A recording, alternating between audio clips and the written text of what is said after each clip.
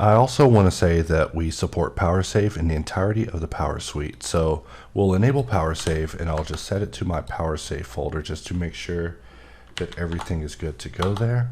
And we'll turn off autosave because it is the devil, let me tell you. For my datetime format, I use something called the QBox format, where everything is saved as a QBox.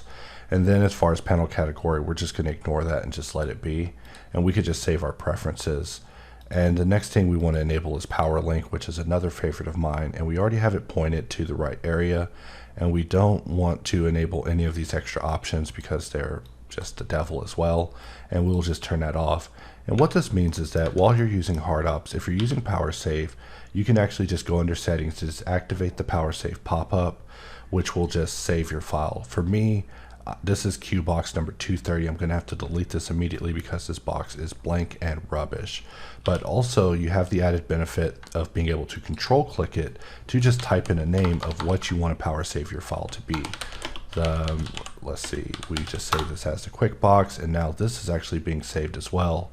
And so this is just a way that we could save our file without having to trigger the Control S dialog, or the I guess in this case the Control Shift S dialog, which is a really easy way to save your file. But it's just another way to approach saving. It's also supported here, where basically if you have hardops enabled along with PowerSave, you have the ability to go inside and save using the PowerSave dialog that's generated via hops, which shows an on-screen dialog.